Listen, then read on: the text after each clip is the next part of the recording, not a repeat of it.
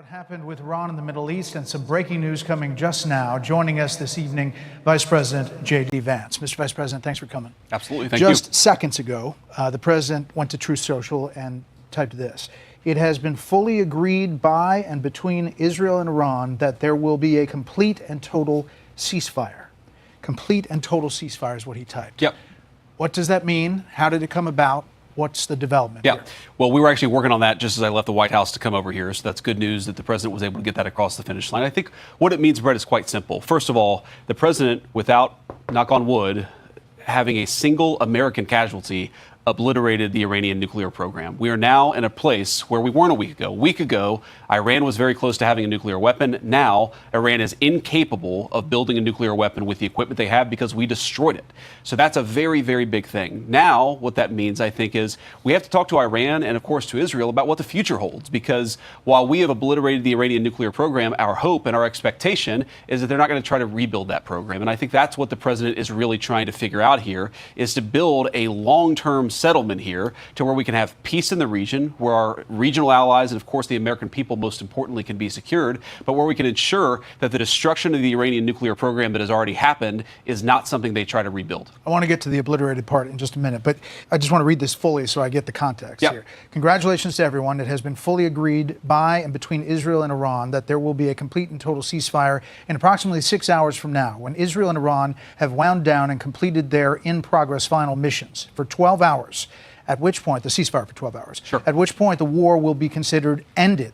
Officially, Iran will start the ceasefire, and upon the 12th hour, Israel will start the ceasefire, and upon the 24th hour, an official end to the 12-day war will be saluted by the world. During each ceasefire, the other side will remain peaceful and respectful on the assumption that everything works as it should, which it will. I would like to congratulate both countries, Israel and Iran, on having the stamina, courage, and intelligence to end what should be called the 12-day war. This is a war that could have gone on for years and destroyed the entire Middle East, but it didn't and never will. God bless Israel. God bless Iran. God bless Iran.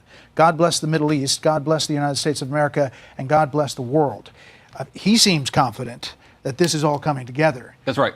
And when you left the White House, were you thinking this was all gelling here? When I left the White House, I thought that we might be able to get it across the finish line before this broadcast, and it looks like the president has been able to do that. I mean, look, he's been working the phones constantly. Frankly, before the 12-day war started, but certainly over the past 12 days, the president's been extremely clear about America's national objective here. It is to create a world where Iran cannot build a nuclear weapon. We, of course, destroyed the nuclear program that they had, and the president told the entire team, we're going to work to make sure that they don't try to rebuild that nuclear capability in the future. And look, this is a great thing. For Israel, think about this. They've accomplished an important military objective. They've helped us destroy the Iranian nuclear program. They've also destroyed the conventional missile capability of Iran that threatened the country of Israel. For the Iranians, I think this is a new opportunity to actually pursue the path of peace. As I said yesterday, what the Iranians have showed through their support of terror networks, through their now failed effort to build a nuclear weapon, is that they're just not very good at war. And I think the president really hit the reset button and said, look, let's actually produce long-term peace for the region. That's always been his goal. I actually think when we look back, we will say the 12-day war was an important reset moment for the entire region. Would you be surprised if Iran is sending out signals that it doesn't have a specific ceasefire plan? How would the communication have been with the Iranians to get this level of confidence to put out that detailed statement? Well, one of the things I've learned, Brett, about the Iranians in the past, 4 or 5 months that I've been in this job is what they say publicly and privately can sometimes be very different. I think what the Iranians have shown very clearly is they don't want this war to go on for much longer. Their air defenses have been totally destroyed. Their conventional missile program has been largely destroyed. And of course, their nuclear program has been obliterated, as I said before. So I think the Iranians are at a place where they don't want to keep on fighting. You saw the president, and I don't have the truth in front of me, but he talked about the next 6 hours, finalizing the attacks. I mean, I think what he's talking about is right now, for the American people watching, it's dark over there. That's typically when the Israelis and the Iranians have been shooting at each other. I think there's some recognition that that might continue for another few hours, and tomorrow really is a new day. The end of the 12-day war, the end of the Iranian nuclear program, and I really do believe the beginning of something very big for peace in the Middle East. So you said totally obliterated. The president has said totally obliterated the Iran nuclear program. Yeah. Do you know for sure where all the highly enriched uranium is? Well, Brett, I think that's actually not the question before us. The question before us is, can Iran enrich the uranium to a weapons-grade level, and can they convert that fuel to a nuclear weapon? And we know, based on the success of our mission, of course, the leadership of the president, but the incredible scale of our military, that the two mission objectives are completely successful. We know that they cannot build a nuclear weapon. Now, you asked about the highly enriched uranium. Yeah, like 900 pounds of it. But what we know, Brett, is that uranium is something that exists in very large supply. Our goal was to bury the uranium, and I do think the uranium is buried, but our goal was to eliminate the enrichment and eliminate their ability to convert that enriched fuel into a nuclear weapon. I think that's an important point, Brett, because so many of the folks who have focused on the highly enriched uranium, sure, 60%. The main focus, Brett, has been to destroy their enrichment capacity, because we don't want that 60% uranium to become 90% uranium. That's the real concern, and that's what was so successful about our mission. So after all this, if the Iranian government survives as is, what's to stop it from rebuilding over time if they in fact moved the 60% highly enriched uranium? That's the concern. No, the big concern, Brett, and this is again what we destroyed, is their ability to enrich uranium. If they have 60% enriched uranium, but they don't have the ability to enrich it to 90%, and further, they don't have the ability to convert that to a nuclear weapon, that is mission success. That is the obliteration of their nuclear program, which is why the president, I think, rightly is using that term. But here's the question. If Iran is desperate to build a nuclear weapon in the future, then they're going to have to deal with a very, very powerful American military again. Our hope is that the lesson that the Iranians have learned here is, look, we can fly a bunker buster bomb from Missouri to Iran completely undetected without landing once on the ground, and we can destroy whatever nuclear capacity you build up. I think that lesson is what's going to teach them not to rebuild their nuclear capacity. Yesterday, were you speaking on the president's behalf when you said he was not interested in regime change? Well, Brett, what I've said is the American military, that is not our mission as regime change. Our mission was to destroy the nuclear facilities and the nuclear program of Iran, which we, of course, did. I think what the president's also said is that the Iranian people want to make a decision about regime change. That's between the Iranian people and the regime. Of course, we support freedom fighters all around the world, but our mission was to destroy the nuclear facilities, and that's what we did. So you don't think there's any mixed message when he goes to Truth Social and says it's not politically correct to use the term regime change, but if the current Iranian regime is unable to make Iran great again, why wouldn't there be a regime change? Miga. Well, I think what the president is saying very clearly, Brett, is if the Iranian people want to do something about their own leadership, that's up to the Iranian people. What the American national security interest here is very simple. It's to destroy the nuclear program. That's what we've done. And now that the 12-day war appears to be effectively over, we have an opportunity, I think, to restart a real peace process.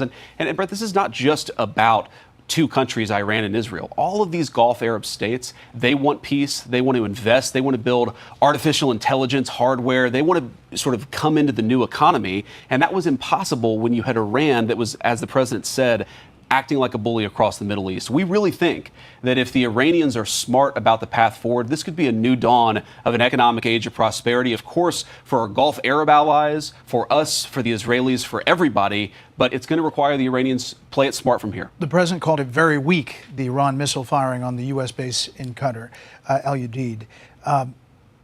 Was it a face-saving move? How do you get from that, firing missiles at a U.S. base, to a ceasefire, as he details in this Truth Social? Well, as the president said, they actually gave us some warning here. And we think they gave us some warning because they didn't want to kill Americans and they didn't want to escalate. There's definitely some symbolism to this, Brett. If you look at the Iranian attack, it was 14 missiles that they telegraphed ahead of time. We dropped 14 bunker buster bombs. As the president told me earlier, our missiles, our bombs were a little bit bigger than their bombs. Our bombs actually accomplished the goal of eliminating their nuclear program. But look, we're happy, again, to restart the peace process as the president just did today. Was the message delivered directly to the U.S. or through an emissary? The message is always delivered through some sort of intermediary. That's been consistently true of the Iranians. Of course, we'd love to talk to them. The president's been clear about this. We'd love to have a direct conversation about how we move this thing forward because, again, we got to step back here. Why did the president do what he did over the past week? It's so that we could destroy their nuclear program. If they try to rebuild it, they're going to be on the wrong end of American power once again. We don't want that. I think they don't want that, but the ball's in their hands. You've been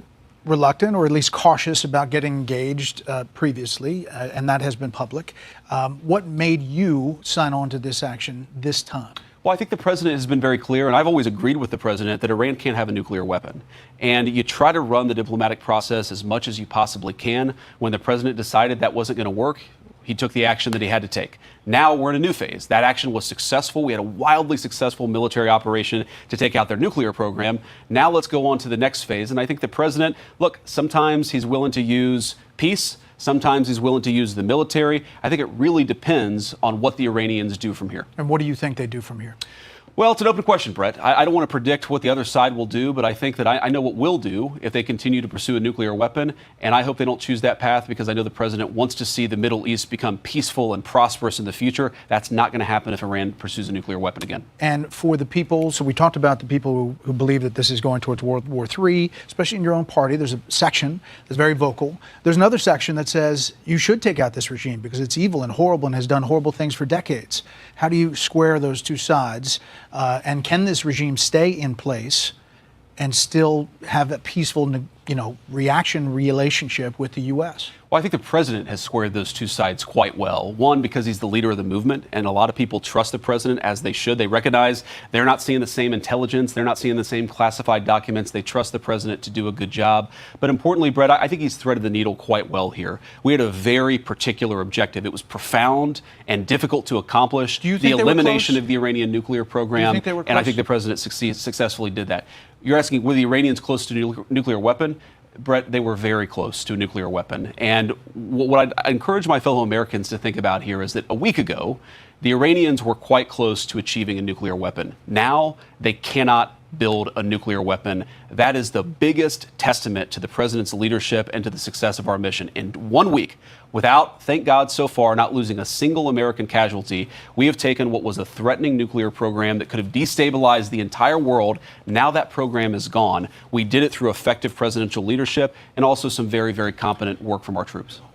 How often does it happen where you're going to do an interview and you get a Truth Social seconds before? You have some sense of it, but it's pretty detailed, where you are being asked about something the president has just put out. In this administration, Brett, it happens quite a bit, actually, but we knew this was coming. The draft, it was interesting. I just read the draft about 2 minutes before we went on the air. It was a little bit different from what the president had showed me a couple of hours ago. But again, I knew that he was working the phones as I was on the way over here. So I knew exactly what we were going to do. And look, I love that about this presidency and this administration is he's always working. He doesn't say, the vice president's going to do an interview, so I'm going to stop doing anything. He says, we're going to do the American people's business. The vice president knows what I'm trying to accomplish. And if I get it done, great, because we're going to talk about it and celebrate it because it is a thing to celebrate. I can't emphasize this enough, Brett. We have destroyed the Iranian nuclear program. 0 Americans have died. That's an amazing, amazing thing.